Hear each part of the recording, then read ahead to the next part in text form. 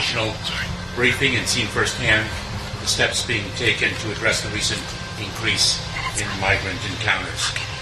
I first want to thank the United States Border Patrol, led by Chief Raul Ortiz, a native of Del Rio, for responding to this challenging and heartbreaking situation.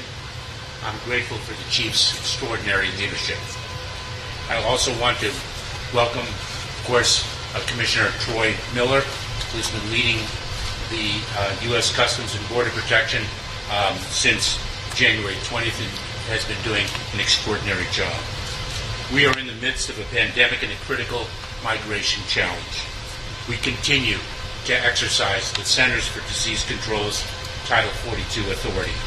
Title 42 is not an immigration authority, but a public health authority to protect the American public, to protect the communities along the border, and to protect the migrants themselves.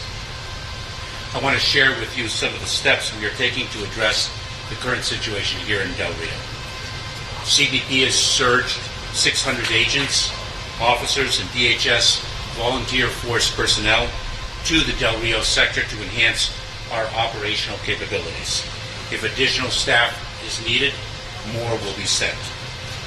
Border Patrol is coordinating with ICE and the U.S. Coast Guard to move individuals from Del Rio to other processing locations, including approximately 3,500 over the last few days and 3,000 today, in order to ensure that migrants are swiftly taken into custody, processed, and removed from the United States consistent with our laws and policies.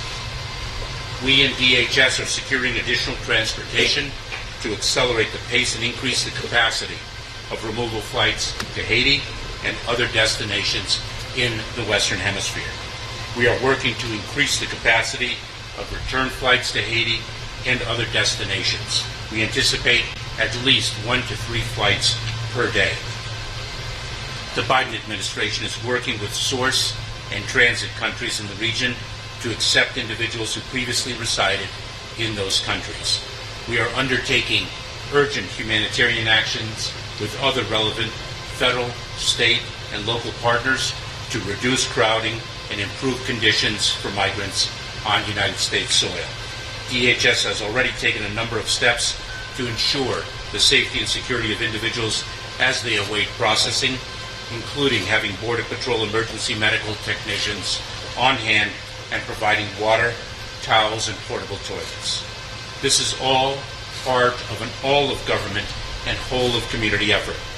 We have brought in personnel from the Department of Health and Human Services to address medical needs and supplies. We've also worked with the American Red Cross to bring in supplies and much-needed resources to the population.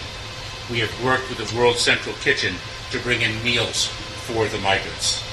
Not only do we leverage the resources and capabilities of the Department of Homeland Security, we look across the federal government and in partnership with civil society, local resources, to see what we can do to bring more capabilities to bear to meet the challenge, and that is indeed what we are doing here.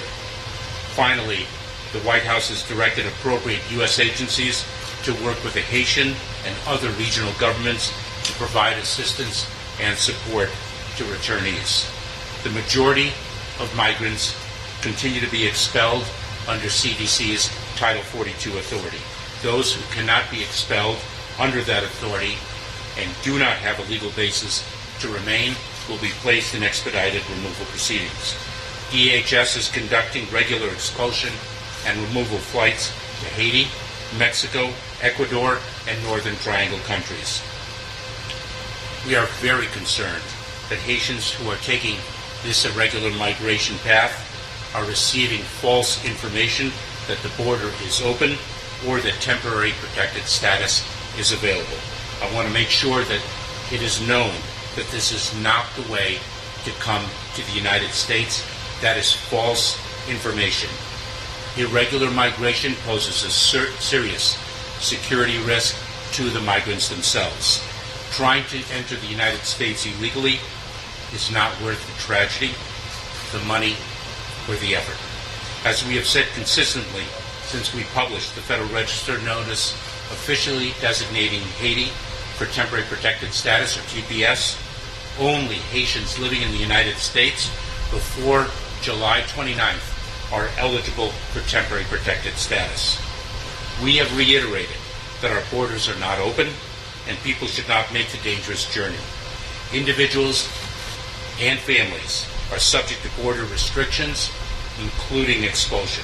Irregular migration poses a significant threat to the health and welfare of border communities and to the lives of the migrants themselves, and should not be attempted.